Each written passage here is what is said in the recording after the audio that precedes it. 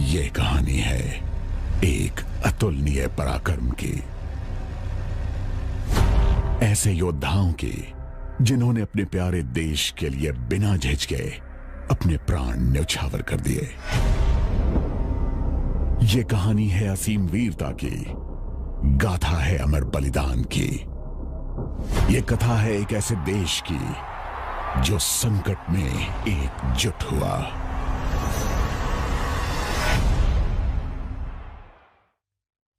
जनवरी 1965, कच्छ का रण।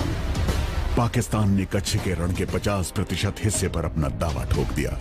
भारत ने जवाबी कार्रवाई की। दोनों ही देशों के बीच सीमा पर कई मुठभेड़ें हुई। कच्छ के रण में पाकिस्तान ने अपने इसी दुस्साहस के नतीजे में नाकाम होकर ऑपरेशन जिब्राल्टर की शुरुआत की।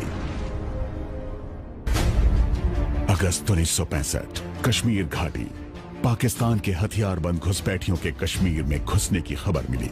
घुसपैठियों का मकसद था राज्य में घबराहट पैदा करना।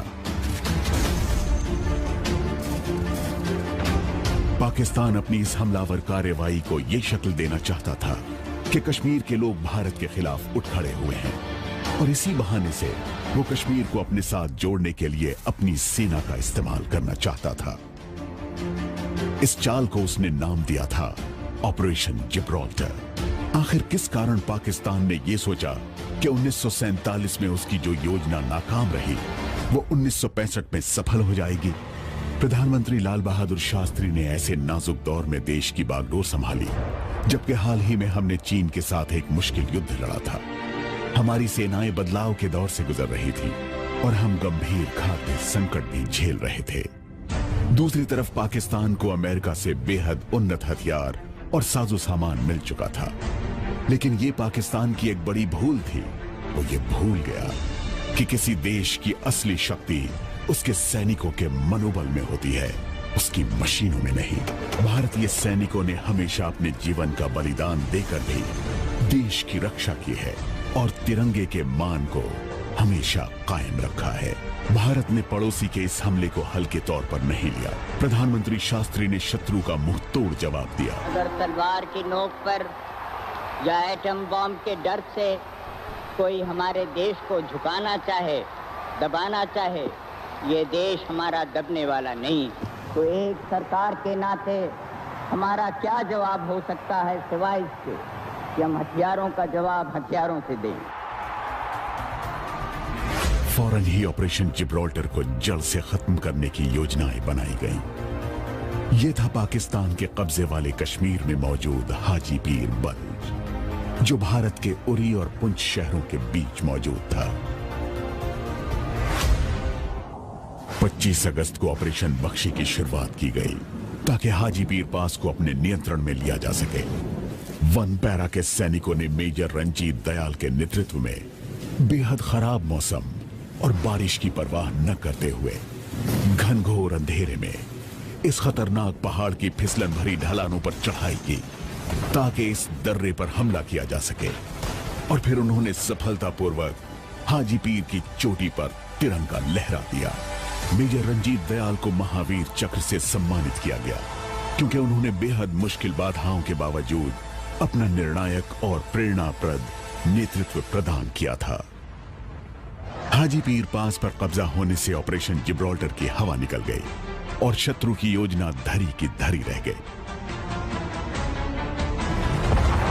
फिर इसके बाद पाकिस्तान ने अखनूर में एक बड़ा सैनिक हमला कर दिया। इसका मकसद था जम्मू और कश्मीर को बाकी भारत से अलग थलग करना। अब दोनों देशों के बीच युद्ध छिड़ चुका था। इस कम अवधि वाली मगर जबरदस्त लड़ाई में भारतीय सेना ने अभूतपूर्व शौर्य और बलिदान का प्रदर्शन किया और इन लड़ाइयों ने भारतीय इतिहास में अपना विशिष्ट स्थान बना लिया। जम्मू पर पाकिस्तान के हमले के जवाब में भारत ने पूरी पंजाब सीमा पर जबरदस्त हमला शुरू किया। भारत का लक्ष्य था लाहौर तक पहुंचना। लाहौर तक जाने वाली एक सड़क एक छोटे से कस्बे बरकी से होकर गुजरती है जिसकी जबरदस्त घेराबंदी इन्फेंट्री और टैंकों के जरिए की गई थी। फोर सिख के बहादुर सैनिकों ने सेंट्रल इंडिया हॉर्स के आग उगलते टैंकों के साथ मिलकर बरकी पर हमले का नेतृत्व किया। यहां जबरदस्त युद्ध हुआ और आखिरकार भारतीय सेना ने जीत हासिल की और बरकी पुलिस स्टेशन पर प्रतीक के रूप में भारतीय तिरंगा फहरा दिया। पाकिस्तान ने जवाबी कार्रवाई के तौर पर भारत के पंजाब में खेमकरण पर हमला कर दिया। भारतीय सेना के साहसी सैनिकों ने असल उत्तर की लड़ाई में हमलावरों को मुंह तोड़ जवाब दिया। बेहतर अमेरिकी टैंकों वाली पाकिस्तानी सेना को भारतीय इन्फेंट्री और इंजीनियर्स ने एक चक्रव्यूह में फंसा दिया। 3 कैवलरी के टैंकों ने एक हॉर्स शो बनाकर दुश्मनों को घेर लिया और पूरी तरह कुचल दिया। इसी युद्ध में दुश्मनों के 100 टैंकों का कब्रिस्तान भी बना। पाकिस्तान की सेना ने अपने इतिहास में जो सबसे बड़ी हारें हासिल की हैं, ये उनमें से एक थी। इसी युद्ध में CQMH अब्दुल हमीद ने शौर्य का सबसे विस्मयकारी परिचय देते हुए केवल रिकॉइललेस गन के जरिए दुश्मनों के कई पैटर्न टैंक बर्बाद कर दिए, जिसका टैंकों से कोई मुकाबला नहीं था। भारतीय सेना की सर्वोच्च गौरवशाली परंपरा का पालन करते हुए उन्होंने देश के लिए निस्वार्थ और चरम बलिदान दिया। उन्हें परमवीर चक्र से सम्मानित किया गया। दुश्मनों को एक बार फिर अपनी ही जमीन पर हार का मुंह देखना था। सियालकोट, पाकिस्तान। यहां फिलौरा नामक एक छोटा सा कस्बा दूसरे विश्व युद्ध के बाद सबसे बड़े टैंक युद्ध का गवाह बना। यह लड़ाई टैंकों के बीच केवल 100 गज की रेंज में हुई थी। भारत की 2 सबसे पुरानी रेजिमेंट्स पूना हॉर्स और हॉडसन्स हॉर्स ने इस युद्ध में भारत को जीत दिलाई। लेफ्टिनेंट कर्नल अर्धशीर तारापुर ने बड़े सुयोग्य ढंग से अपनी रेजिमेंट पूना हॉर्स का इस युद्ध में आगे रहते हुए नेतृत्व किया और इस लड़ाई में बुरी तरह घायल होने के बावजूद उन्होंने खुद को वहां से इलाज के लिए ले जाए जाने से इनकार किया। उन्हें मृत्यु उपरांत परमवीर चक्र से सम्मानित किया गया। डोगराई, पाकिस्तान। जब युद्ध समाप्ति की ओर बढ़ा तो इसमें बेहद तेजी आ गई और लाहौर की ओर बढ़ते हुए हमारी सेना ने भारत के इतिहास की सबसे मुश्किल लड़ाइयों में से एक लड़ाई लड़ी। 3 जाट के बहादुर सैनिकों ने रात में इस शहर पर हमला किया। भारी गोलाबारी की परवाह न करते हुए वो घरों में घुसे और 27 घंटे से भी ज्यादा चली आमने सामने की निर्मम लड़ाई लड़ी। मुश्किल से मिली ये जीत commanding officer lieutenant colonel Desmond Hayde Mahavir Chakra के प्रेरक नेतृत्व में मिली। उनके नेतृत्व में 3 जाट ने इस शहर से एक ऐतिहासिक विजय मार्च निकाला।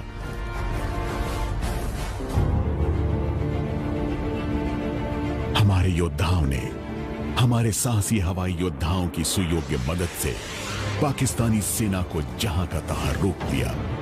भारतीय वायुसेना ने बड़े पराक्रम से युद्ध करते हुए महत्वपूर्ण स्थानों पर दुश्मनों के हमले की धार कुंद कर दी। उन्होंने अपने से बेहतर पाकिस्तानी विमानों के साथ भीषण युद्ध किया। वो शत्रु के मनोबल को पूरी तरह तोड़ने में कामयाब रहे। नौसेना ने भी राष्ट्र के आह्वान पर भरपूर साथ दिया।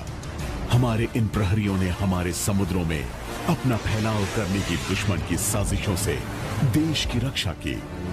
नौसेना के एंटी सबमरीन एलिजे एयरक्राफ्ट ने अरब सागर को दुश्मनों की पनडुब्बियों से मुक्त कराने में अहम रोल निभाया।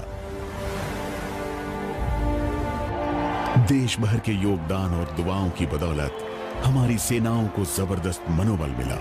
देश के हर क्षेत्र से जुड़े नागरिकों के होठों पर बस एक ही नारा था, जय जवान जय किसान। देश भर के नागरिकों ने सेना का साथ दिया और पूरा देश एकता के सूत्र में बंध गया। 22 सितंबर को संयुक्त राष्ट्र सुरक्षा परिषद ने एक प्रस्ताव पारित किया। 23 सितंबर को रात 12 बजे से युद्ध बंद करने का फैसला अमल में आ गया।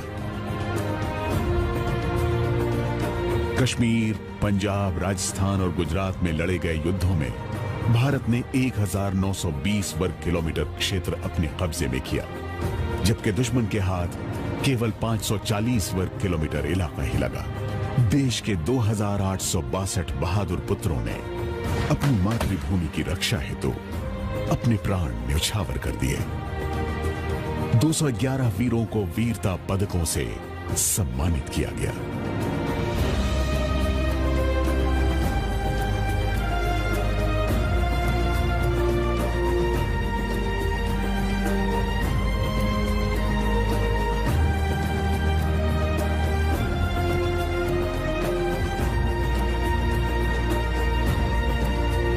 दुश्मनों को बुरी तरह मुंह की खानी पड़ी और उनका आत्मविश्वास मिट्टी में मिल गया।